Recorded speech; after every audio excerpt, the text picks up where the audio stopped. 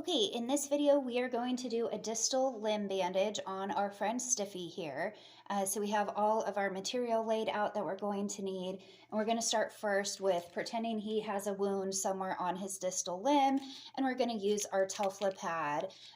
These ones are nice because there is a little bit of adhesive, but sometimes you just have to hold it as you're placing it on the limb. So that's just what I'm going to do. You'll notice that I am not sitting down, but I'm kind of squatting in case he should be either sedated or not feeling too good on this leg to, rear up and kick me, but I'm able to get away quickly if needed. So the first thing I'm going to use is my brown gauze, and we always want to start with our bandage material medially, so on the inside of his limb here. So I'm going to first just place this around where I can kind of hold my Telfla pad in place and make sure that it is not wrinkled or anything as I start placing this. And this first one is just to secure this to the leg. So I started medially, and I'm also going to just end medially as well. Okay, so we have our first brown gauze layer in place. That's just holding that securing layer in, or the wound pad in. And now I'm going to use my padding. So this padding is just rolled cloth, and I'm going to see if I think it will fit all the way around.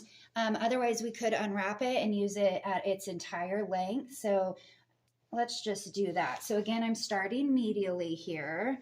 And I'm just going to wrap this around and try to secure it in such a fashion that we have no wrinkles, no clumping or lumping of the material as we kind of go around. And I'm not applying really any pressure with this, no compression here with the padding, right? And it's okay if it covers our coronary band just a little bit, because we do want to have about 1 inch of padding from the top and the bottom sticking out after we get the bandage finished. So now that my cotton wrap is on, and it's a little bit wrinkled, but I will try to fix that as we apply our securing layer.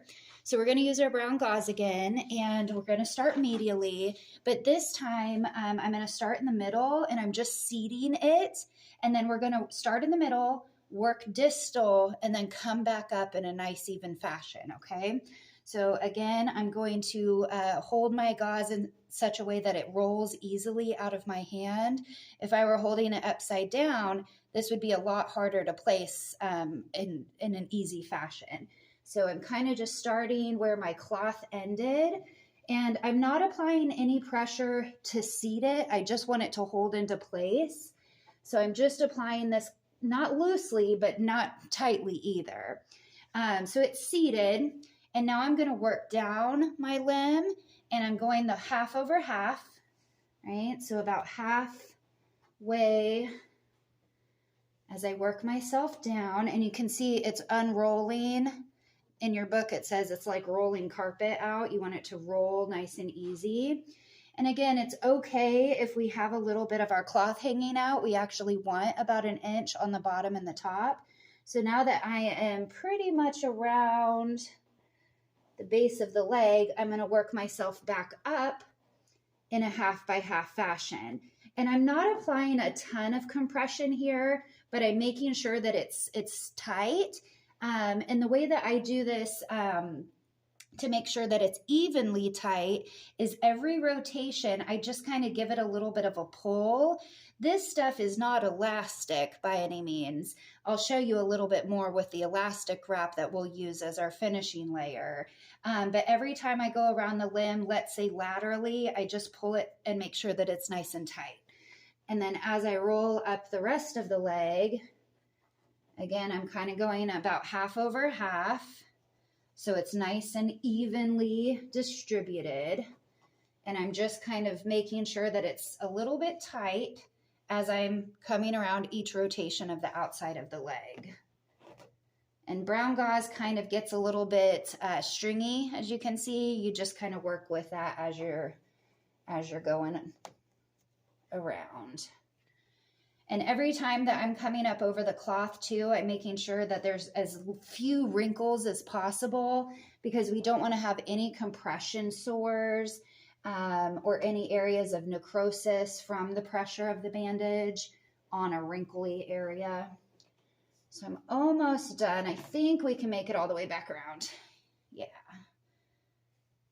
There we go. And again, you can kind of just do your best to unwrinkle it as you go. So right there, we could potentially stop and just kind of tape that in place. And we've got a nice little wound bandage for the distal limb. But we're going to use some vet wrap. One, this makes it look nice.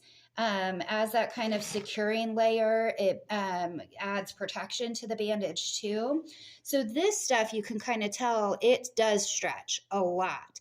So when I'm putting this on, I don't want to do it tight all the way around the limb, or I'm going to cut blood supply off, right? So again, we're going to start medially, and we're going to start in the center, and then we're going to work our way down the leg. And every time that I come back to this lateral part of the leg, I'm going to give this roll a nice little snuggy pull, okay, to make sure that it is giving a little bit of compression, but not a ton. Because again, my bandage is complete here with the brown gauze, right? That's nice and secure. So I don't need this to be super tight, right? This is just a protective layer. And as I kind of go around the limb, I'm just giving myself a little bit of extra bandage material to work with. So I'm going to work down the limb first, about half over half. All right, so you can see this is 4-inch gauze or vet wrap, and I left about 2-inch space. Okay, this stuff is a little bit easier to see your half over half. Okay, and then I'm pulling it just a little bit snug here, and I'm going to work up half by half, snug at the side, and I'm just going to work myself back up the horse leg. Okay, so laying it loosely, giving it a little bit of a tug, laying it loosely,